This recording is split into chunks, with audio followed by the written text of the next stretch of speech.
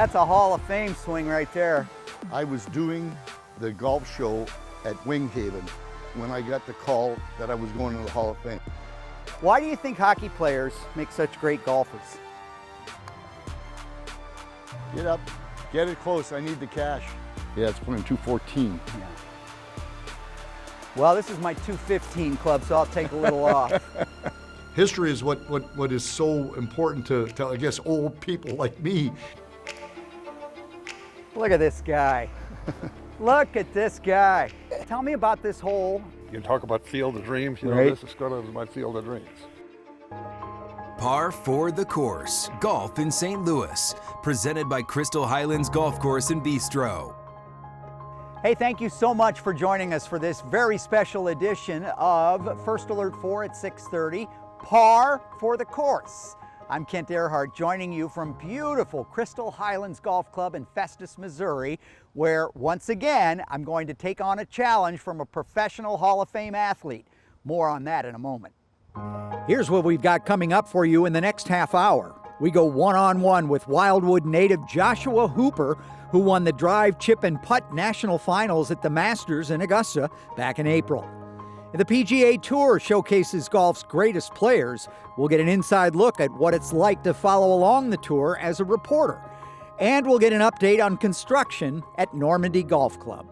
And now for my opponent. You might be familiar with the name Bernie Federko, NHL Hall of Famer, known for his skills on the ice and his years with our St. Louis Blues. But today, I'm going to test his golf skills, or maybe he's going to test mine. And we started off with a little warm-up on the range. Well, it is what it is. Then, on to the first challenge, hole number 16. I let Bernie have the honors. That's a Hall of Fame swing right there. Going from the Hall of Fame to the Hall of Shame. Oh! Another one. Nobody saw that one. No one saw it. Take the drone away. It's not the drone, believe me. It's not the arrow, it's the engine. There it is. Perfect. Yeah. When you get two chances, it's an easy game.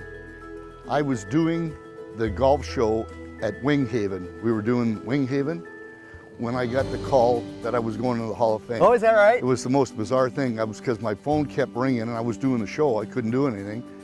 So we were walking up the last, and I was doing it with the pro, Winghaven, and we were walking up the last hole there because we had done like 4 or 5 holes. And finally I said, I got to take this. I mean, so it was the gal calling. I thought, I have no idea what was going on. Oh, you didn't? No. I didn't even know that's when it was in June. And usually they had always done this in September. So it was a really shock. So when they said, well, you need to call in because Jim Gregory wanted to talk to you. And I know Jim, but I thought Jim, they probably wanted me to do something, for like an interview or something. Right. And when he told, it was like the biggest shock. And it was so funny. And the pro, I turned white, I guess, and the pro said, are you okay? And I said, yeah. So we couldn't tell anybody. Oh. Until after we had the press conference, so we had to go in, and I was trying to do my clothes and everything, and then we came in, and then we saw what happened. They broke out to champagne there. It was really fun. Awesome. It was a fun deal. The next challenge with Bernie Federko, still ahead. For golfers, it's a lifelong dream to play at Augusta National Golf Club. Well, for one local kid, that dream came true. But not only did he play, he won. Sports on 4's Jacob Sersasimo talked with the young star about what it takes to win on the big stage. When he actually, called his name to say he's won, all of us, it was just incredible. It's just a moment I'll never forget as a dad. A moment nearly a year in the making. Joshua Hooper won the drive, chip, and putt national championship for boys ages 7 to 9. They said there was over 80,000 kids that got in it, and there was 80 total at Augusta. So what's the secret to being good in the drive, chip, and putt? You have to really work on your short game. That's probably what's going to win it. So I thought there's no better way to test my short game than against the best 9-year-old in the nation. So Joshua and I had a chip and putt contest. It's like a bullseye, and it has numbers, you know, away from the hole, and you get it close to the hole, you get 20 points. You make the putt or chip, it's 25, and it goes 15, 10, you know, down to 5. And then putting's the same thing. You get a 6-foot putt, a 15-foot putt, and a 30-foot putt. How cool was that at Augusta? It was really cool. You got to hit range balls on the members only range, and then got the chip where the players chip. Was it the coolest thing you've ever done? Yeah. I didn't even read this. What's it doing?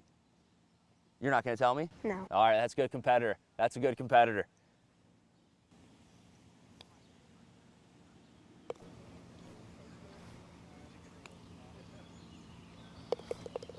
What's more pressure, playing against me on a Saturday afternoon or playing at the Masters?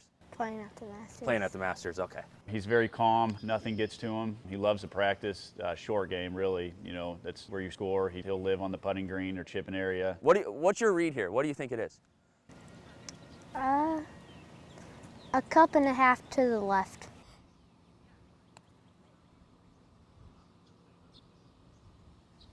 So 95 to 43, the final score through 2. Is that good? For you, it's not. Yeah, that's not good for me. What's your favorite part about golf? That it's fun and it's competitive and hard, and every day is different. What's your big goal? Probably to go win the Masters. Probably to win the Masters when I get older. One of the best to ever do it in the Blue Note. Before we hit the course again, we take a look back at Bernie's time on the ice as a St. Louis Blue. Throughout the show, I'm going to test your knowledge of golf. First up, what term is derived from the French word le cadet? We'll have the answer coming up in a few minutes. Par for the course. We'll be right back. You're watching Par for the Course, Golf in St. Louis, presented by Crystal Highlands Golf Course and Bistro.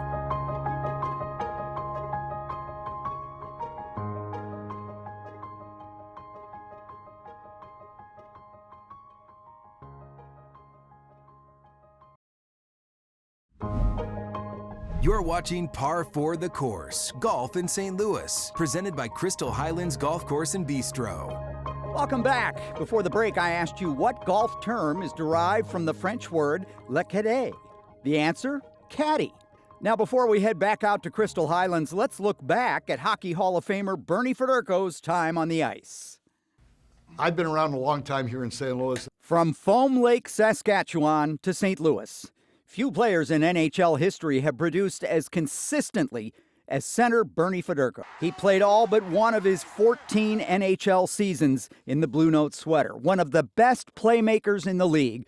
He recorded 369 goals during his 1,000-game career. I think everybody wants it real bad. They've never been in the Cup final. We've never been there, so tempers flare a little quicker than normal, and I guess that's why you get this brand of hockey. When Bernie retired, he led the Blues in every offensive category.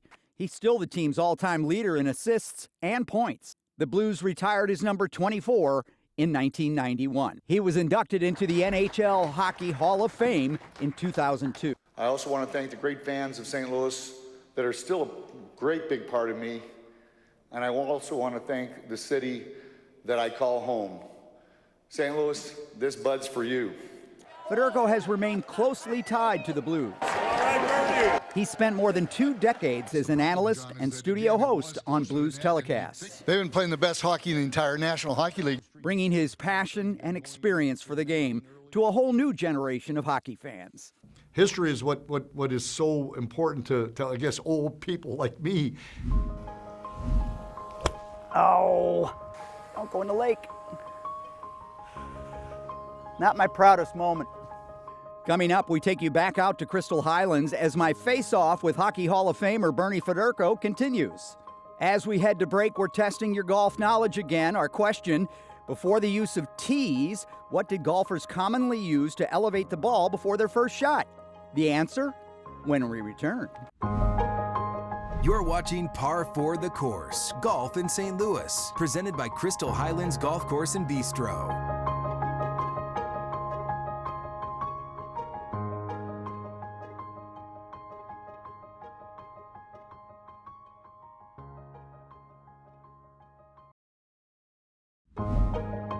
You're watching Par for the Course, Golf in St. Louis, presented by Crystal Highlands Golf Course and Bistro. Before the break, we asked you, before the use of tees, what did golfers commonly use to elevate the ball before their first shot?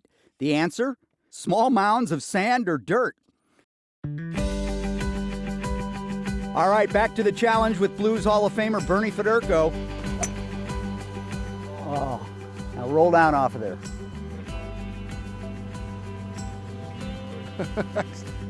Not enough, put it that way, not enough. Oh. Don't go in the lake. Not my proudest moment. Up and down. Yeah. What, why do you think hockey players make such great golfers? It is a similar swing, but I mean, baseball players don't necessarily. Yeah, it's a similar motion, but I think it's off time. We're off in the summer. You don't work in the summer, so basically that's what it is. It's fun. It's not work. Yeah, because a lot of guys play, right? Yeah, everybody plays. Everybody plays. Yeah, it's good. It's relaxing. Sure. And nobody's trying to check you. That's exactly it. So, but I think everybody always says, "Oh, it's the motion." No, it's more about the off season being you can get out there and play. Relax. Look at this. That might go in. Oh! Oh, that's not fair. I say we make him hit 3.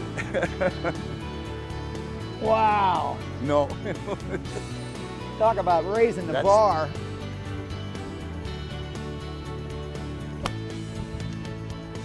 Good looking shot there. All right. We're on. 3 on the dance floor. We're on, and nobody got hurt. Always good. He's like these old guys at Forest Park. They string you along for about 15, 16 holes. Then all of a sudden they start pressing you at the end, and all of a sudden the putter gets hot. And the next thing you know, you're in your pockets. Cash is good. But I will say this. I'm used to it. It's not the first time. He's 1 up after 2. So the best I can do is tie him. Well, unless you no, press. No, unless you press.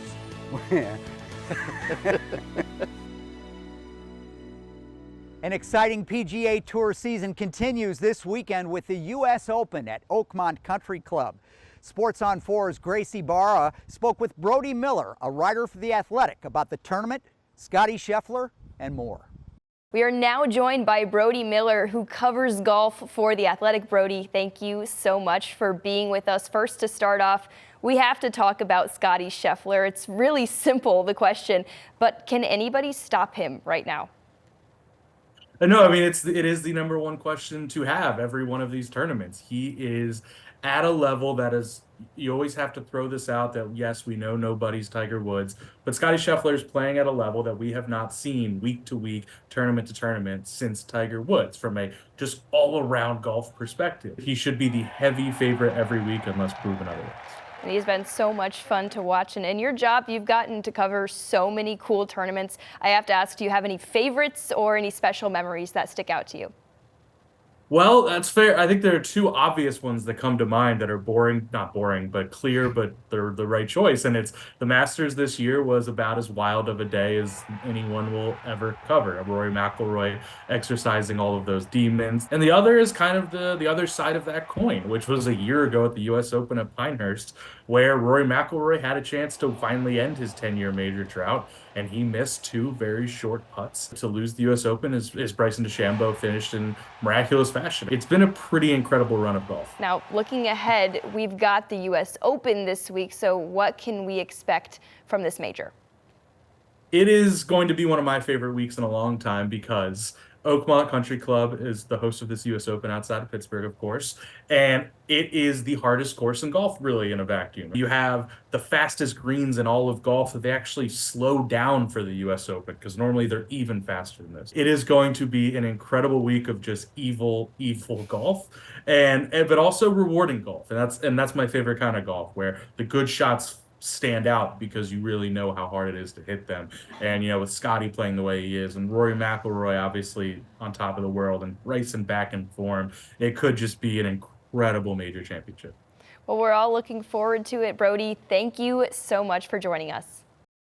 Now a look at a project we've been monitoring for years. The transformation has begun at Normandy Golf Course in North St. Louis County.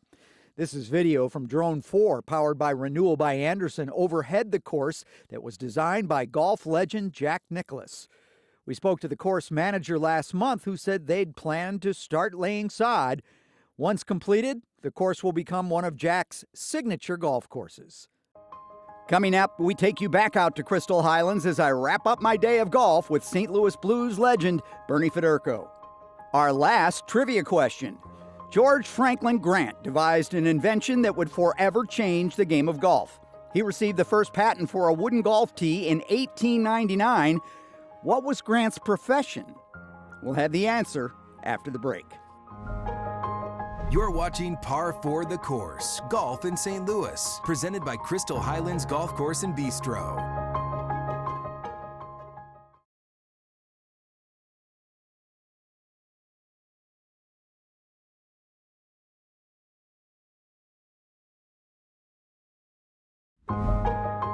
You're watching Par for the Course, Golf in St. Louis, presented by Crystal Highlands Golf Course and Bistro. Before the break, we told you George Franklin Grant devised an invention that would forever change the game of golf, receiving the first patent for a wooden golf tee in 1899. What was Grant's profession? He was a dentist. All right, you know the drill. Here's more of my face-off with Hockey Hall of Famer Bernie Federko as we take on hole 12 at Crystal Highlands in Festus. The final challenge, hole 12. We spoke with Gary Surdyke of Crystal Highlands Golf Course about this very special place. Oh yeah, tell me about this hole. This is so pretty. Yeah, it is a gorgeous hole. It's my favorite. There's something about it, the way it lays in here. Mm-hmm. Now, previous to my taking it over, that was just a backdrop of a bushy, grassy area right there behind it. But I've been cursed. I've been fortunate enough to get to go to the Masters a few times. Yeah. Well, somebody else's nickel, which is really that was. That's the best kind. Yeah.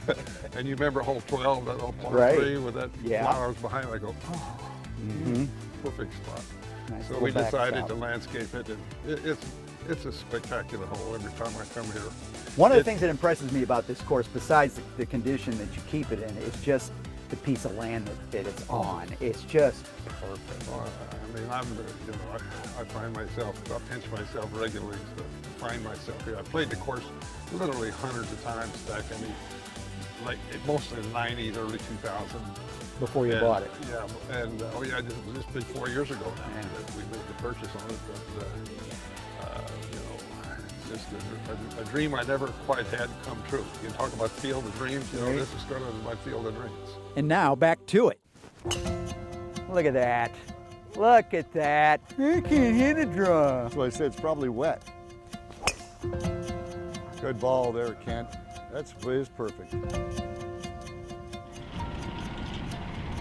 All right. You're going to be real close. That was pretty good. Yeah, that was real good.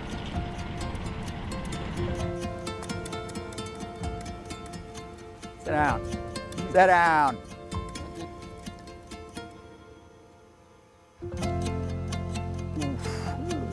Not quite hard enough.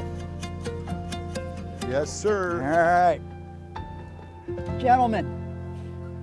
Pleasure. Thank you so much. Thanks for having us. Appreciate you doing that. Thank you for having us. Gary, thanks for having us. Yes. What a beautiful place. Beautiful place. Thank you so much for joining us for this edition of Par for the Course, and a very special thanks to Hall of Famer Bernie Federko for his golf lesson today. Also to the hosts here at Crystal Highlands. What a beautiful golf course. Check it out down here in Festus, Missouri. We'll see you next time. You've been watching Par for the Course, Golf in St. Louis, presented by Crystal Highlands Golf Course and Bistro.